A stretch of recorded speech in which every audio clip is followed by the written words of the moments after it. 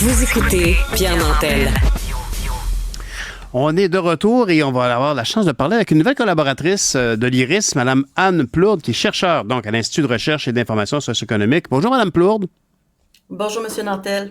Bon, je suis content qu'on puisse se parler aujourd'hui. On a une situation, on en parlait hier d'ailleurs avec un de nos chroniqueurs, de cette histoire de télémédecine qui est perçue comme la panacée pour plusieurs, pour d'autres comme une menace. Dites-moi, où vos recherches vous ont-elles mené sur ce sujet? Oui, c'est vrai, dans l'actualité, ça a refait les manchettes dernièrement parce qu'il y a une espèce de retour d'une espèce de conflit entre le fédéral et le provincial. Là. Il y a le ministre fédéral de la Santé qui s'est prononcé contre les pratiques de certaines provinces qui permettent à des employeurs de fournir des assurances qui incluent des services de télémédecine et donc qui font en quelque sorte payer des employés indirectement ou directement là, pour avoir accès à des services de santé. Et ça, c'est considéré comme illégal là, en vertu de la loi sur l'assurance, la loi canadienne sur la santé. Je vous arrête tout de suite. Mme Plourde. C'est super intéressant parce que même, écoutez, on en a parlé quand même pas mal, puis je suis assez familier avec ces enjeux-là. Vous avez amené l'angle que moi, je voyais pas hier. C'est-à-dire que, de manière directe ou indirecte, l'employé paye pour un service médical via son assurance. Il cotise à une assurance. Il a des frais et que ce soit quelqu'un d'autre qui paye pour lui, c'est pas grave. Mais même, ultimement, vous semblez évoquer que le fait qu'il cotise à une assurance, ça implique qu'il paye pour avoir un service. Et c'est ça qui est problématique aux yeux de la loi fédérale. Exactement. Et c'est exactement pour ça que le ministre fédéral de la Santé est intervenu. Et en fait, au-delà de toute façon de ces débats-là de compétences fédérales, provinciales, c'est important de se poser la question, est-ce que vraiment la télémédecine permet d'aider à améliorer l'accès aux services? Parce que c'est un peu l'argumentaire du ministre Dubé actuellement, c'est de dire, oui, nous, on veut favoriser l'accès à la télémédecine, on veut permettre aux employeurs d'offrir ces assurances-là parce que ça va permettre d'améliorer l'accès pour ces personnes-là, puis ça va permettre de désengorger les services publics de santé. Donc, tout le monde est gagnant finalement. Mais en réalité, la réalité, c'est que c'est pas exactement comme ça que ça se passe.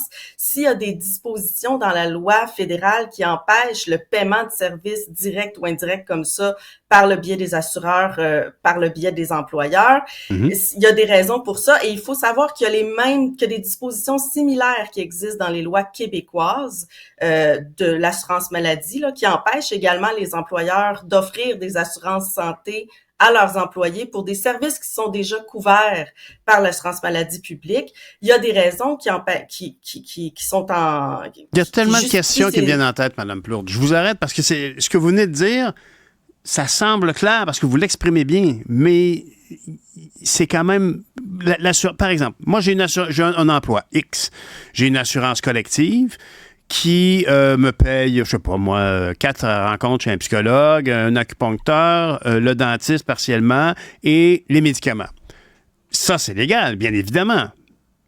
C'est légal parce que la loi n'empêche que les services médicaux d'être couverts par donc les services de médecins, les services qui sont offerts par des médecins en clinique physique privés ne peuvent pas être couverts par les employeurs. Voyons donc, honnêtement, je savais pas ça, Mme Plourde. Vous êtes en train de me dire qu'il y a quelqu'un qui va là, chez une clinique qu'on voit souvent à la télévision avec un gars qui a l'air béat quand il se couche dans son petit lit. Il fait « Ah, je suis content d'être chez le médecin, ça m'a coûté cher, mais je suis en santé grâce à lui. » Quand on voit ça, le monsieur en question ne peut pas réclamer ça à ses assurances. Exactement. En fait, les assureurs privés n'ont pas le droit de couvrir ces services-là. Et la raison pour laquelle ça existe, ces contraintes-là sur les couvertures privées d'assurance, c'est pour empêcher un exode des employés du secteur public vers le secteur privé. Quand la loi sur l'assurance maladie a été créée, on voulait empêcher le développement d'un marché privé médicaux des soins pour s'assurer que l'ensemble des professionnels de la santé, l'ensemble des médecins qui sont formés au Québec soient mis à la disposition de l'ensemble de la population et pas à la disposition des seules personnes qui ont les moyens de payer pour des services. Donc, on a mis en place des contraintes pour empêcher cet exode-là. Mais évidemment, ces contraintes-là concernaient seulement les médecins, pas tous les autres professionnels de la santé. Et il y avait des brèches dans la loi également que l'industrie privée des soins virtuels a exploité pour justement commencer à offrir des services qui contournaient l'esprit de la loi en quelque sorte, pour permettre aux médecins donc d'offrir des services à la fois dans le public et dans le privé. Et Madame ça, Plourde, contrairement... Oui? Madame Plourde, dans votre travail comme chercheur à l'IRIS, vous avez évoqué donc qu'il y a des services qui, en bout de ligne, contournent un peu l'esprit de la loi et qui sont remboursés par l'industrie de l'assurance. Et on ne parle pas que de la télémédecine. Il y a d'autres cas de services médicaux remboursés par les assurances privées? C'est les services offerts par les médecins, c'est assez exceptionnel, là. Les services qui peuvent être remboursés par l'assurance privée, par exemple, si un employeur paie un médecin pour évaluer l'état de santé de son employé, pour ce genre de choses-là, en cas d'accident de travail, ce genre de choses-là, c'est permis. Mais c'est exceptionnel et l'industrie privée des assurances a en quelque sorte exploité ces exceptions-là pour se développer. Et ce développement-là de l'industrie privée des soins virtuels pose des problèmes parce que justement, ça risque de créer un exode des employés du secteur privé vers le secteur public. Et en fait, c'est déjà clair. Ça qui est en train de se produire. Depuis le début de la pandémie, cette industrie-là a vraiment explosé, a vraiment pris de l'ampleur. Et la croissance très rapide de cette industrie-là est venue également avec une croissance, évidemment, de ses dépenses en rémunération, parce que pour être capable de donner des services, on doit embaucher du personnel, il faut embaucher des médecins, il faut embaucher des infirmières, des travailleurs sociaux. Et ils sortent du système public. Exactement. C'est des employés qui sont moins disponibles ou qui ne sont plus disponibles pour offrir des services à l'ensemble de la population. Et il faut savoir que c'est pas toute la population qui a accès aux services de télémédecine privés. La population qui a accès, c'est soit les personnes qui ont les moyens de payer directement de leur poche, ou encore, ce sont les gens qui ont la chance d'avoir un emploi qui leur donne accès à une assurance. Mais ça concerne vraiment pas toute la population. La majorité, en fait, des gens n'ont pas accès à ces assurances-là. Et en fait, ça pose pas seulement problème pour les personnes qui n'ont pas accès aux assurances. Ça pose problème pour l'ensemble de la population parce que si on dégrade l'accès aux services dans le secteur public, c'est l'ensemble de la population en bout de ligne qui en souffre parce que les services privés, et notamment les services privés de télémédecine, ne peuvent pas répondre à l'ensemble des besoins, évidemment. On peut seulement répondre aux besoins ponctuels, simples. Quand on a des besoins plus complexes, quand il y a des cas plus lourds, quand il y a des personnes plus vulnérables, ces personnes-là doivent nécessairement recourir aux services publics. Et si on a drainé les ressources du secteur public pour nourrir les besoins de main-d'œuvre des entreprises privées, en bout de ligne, on n'est pas gagnant. Absolument. Il faut comprendre que... Ça va de soi ce que vous dites. Bien évidemment, si on manque d'infirmières dans le système public, puis que il y a des cliniques privées avec des beaux patients propres qui ont plein d'argent, puis qui sont prêts à payer pour leurs services, assurance ou pas, c'est bien évident que ça enlève du personnel de notre système public. Ça va de soi. Par rapport à attendre dans une salle d'attente où il y a un paquet de monde tu croches qui ont la grippe, là, c'est pas drôle. Mais j'allais ajouter quelque chose, ça m'intéresse. Qu'alliez-vous dire? J'allais dire qu'en fait, ce phénomène-là d'exode des employés du secteur public vers le secteur privé, il est très bien documenté depuis un bon moment. Moi-même, j'ai publié une étude sur le sujet dernièrement dans laquelle j'ai pu constater que la fameuse pénurie de main-d'œuvre en santé et services sociaux à laquelle on a l'impression d'être confronté de manière assez importante là. En réalité, c'est davantage un exode vers le privé qu'une réelle pénurie. Quand on regarde les données, ce qu'on constate, c'est qu'il n'y a jamais eu autant de personnel en santé et services sociaux dans l'ensemble du marché du travail. Par contre, ce personnel-là, il est de moins en moins dans le secteur public et de plus en plus dans le secteur privé. Madame Plourde, dans vos études que vous faites à l'IRIS, est-ce qu'on est en mesure de distinguer aller au privé, entre guillemets, en italique, est-ce que c'est à la fois pour des infirmières, du personnel infirmier, aller vers des agences et ça inclut aussi les infirmiers, infirmières et autres personnels qui vont travailler dans une clinique privée parce que dans une agence, tu deviens comme fournisseur de services par procuration pour le service public. Ça te coûte peut-être qu'une infirmière coûte 3 fois le prix, mais elle est là parce qu'elle préfère les conditions d'emploi de l'agence que d'être l'employé de l'hôpital. Tandis que est-ce que quand vous évoquez ce gros mouvement vers le privé, ça inclut les deux? Ça inclut la médecine privée et les agences de personnel?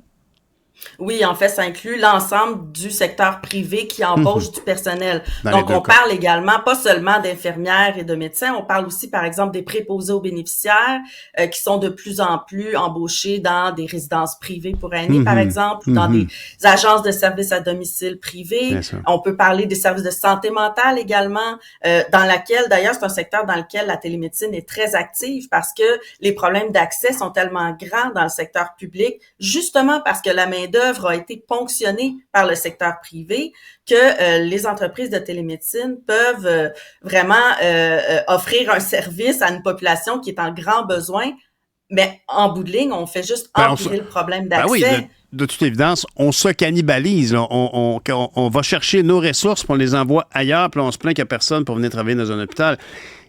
Par contre, dans tout ça, est-ce que on peut pas dire, par contre, que de ce fait, la télémédecine semble être une approche valable, valide, si elle était publique? Au-delà du fait qu'elle est payante, est-ce qu'on envisage ça, d'après vous? Est-ce que vos études le démontrent? Oui, mais ça, en fait, c'est très clair que c'est pas la télémédecine en elle-même qui pose problème. En fait, la télémédecine peut poser des problèmes, même quand elle est dans un cadre public, selon la façon dont elle est mise en place. La télémédecine, ça implique un accès et une littératie numérique, si on veut. Donc, on a besoin d'avoir facilement accès à une connexion Internet. On a besoin d'être à l'aise avec cette connexion-là. Donc, même si on offre la télémédecine dans un cadre public, ça peut poser des problèmes d'équité dans l'accès aux services. Par contre, on élimine au moins les enjeux d'accès financier aux services quand on offre ces services-là dans le secteur public.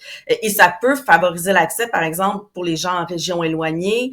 Ça peut régler des problèmes faut pas jeter le bébé avec l'eau du courants. bain ici. Là. Non, la télémédecine c'est pas la peut télémédecine. avoir de beaux avantages, malgré les difficultés d'accès. Effectivement, pour un grand-papa de 78 ans tout seul dans son 3,5 en région, qui n'a pas accès à l'Internet facilement, c'est pas plus simple pour lui d'avoir une consultation vidéo que d'attendre au CLSC pendant 4 jours, effectivement. C'est possible. Mais c'est clair que l'enjeu ici, c'est surtout, ce qui pose problème, c'est surtout l'industrie privée de la télémédecine qui vend des services directement, donc qui monnaie des services, donc le développement d'un marché privé. Et là, ce qui est particulier, c'est qu'avec la télémédecine, justement, les frontières géographiques sont un peu abolies. Donc, ça offre un marché gigantesque pour les professionnels qui souhaitent vendre leurs services dans le marché privé. Ça facilite donc la privatisation des services et donc l'exode du personnel vers le secteur public. Malheureusement, le gouvernement Legault, actuellement, plutôt que de tenter de refermer les brèches qui existaient dans la loi qui empêchaient justement le développement d'un marché privé, a choisi en catimini, par l'adoption d'un décret là en décembre 2023, d'ouvrir grand la porte à cette industrie-là de la télémédecine et de remettre en question, en fait, certains fondements de la loi qui empêchaient le développement de cette médecine privée-là. C'est très préoccupant pour l'accès aux services et pour la qualité des services aussi pour l'ensemble de la population. Puis, et c'est toujours fâchant quand on a un peu de fierté québécoise de voir que là, l'ingérence fédérale, malheureusement, est peut-être appropriée. Madame, en fait, je viens de vous doctorer, Madame Plourde. J'ai un doctorat, on peut m'appeler docteur. Vous êtes docteur, vous n'avez pas de stéthoscope, mais vous êtes docteur quand même. Je vous remercie beaucoup pour ces informations. Puis c'est important de distinguer les enjeux. La télémédecine, ça peut être bien. Le fait qu'elle soit privée, c'est contre la loi pour de bonnes raisons. Merci beaucoup, Anne Plourde, chercheure à l'Institut de recherche et d'information socio-économique qu'on appelle communément l'IRIS.